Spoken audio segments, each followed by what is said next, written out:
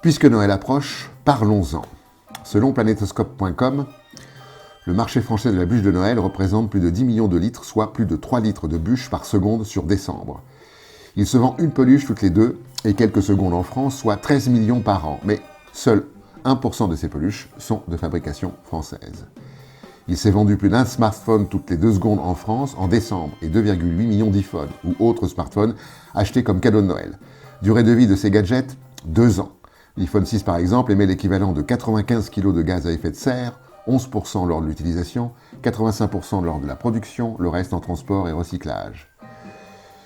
À l'occasion de Noël, il se vend plus de 61 millions de jouets. Rappelons que sur les 66 000 tonnes de cadeaux sous les sapins, 60% sont des jouets en plastique, soit 25 000 tonnes équivalent CO2. 30% sont des jeux électroniques, soit 20 300 tonnes équivalent CO2, et 10% sont des jouets en bois qui affichent un carbone neutre puisque replantation.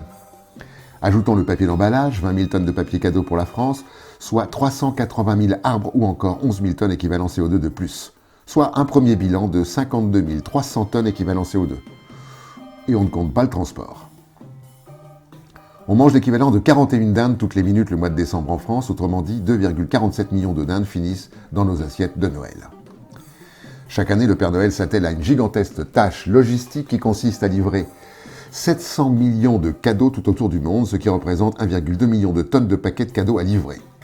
La distribution des cadeaux par le Père Noël a un sacré impact écologique. La tournée dégage 0,545 kg de CO2 par seconde. Autrement dit, le bilan carbone du Père Noël est de 17,2 tonnes de carbone par an pour 149 millions de kilomètres parcourus. La production de foie gras dans le monde représente 0,65 kg par seconde, soit 26 800 tonnes de foie gras par an, dont les 3/4 en France, qui est à la fois le premier consommateur et producteur de foie gras au monde.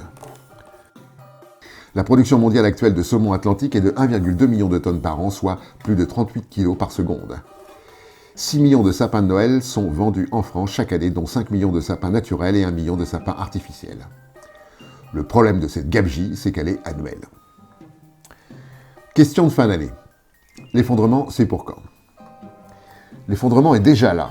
L'effondrement des démocraties de marché au Chili, en Bolivie, en Colombie, en France et ailleurs. L'effondrement du vivant, des insectes, des oiseaux, etc. L'effondrement des sols vivants, l'effondrement des forêts, l'effondrement de l'éthique, l'effondrement du quotient intellectuel, l'effondrement du climat, l'effondrement économique et tous ceux qui sont en cours, dont la manifestation n'atteint pas encore notre conscience. Bien sûr, l'humanité est touchée très différemment selon qu'elle appartienne à des catégories privilégiées ou non. La grande majorité des humains est touchée dans sa chair et doit déjà faire face à l'effondrement. Migrants de toute nature, esclavagisme, paupérisation, victimes des guerres et des régimes autoritaires, déplacés et toutes les dévastations qui détruisent parfois sans bruit toutes les conditions qui permettent la vie.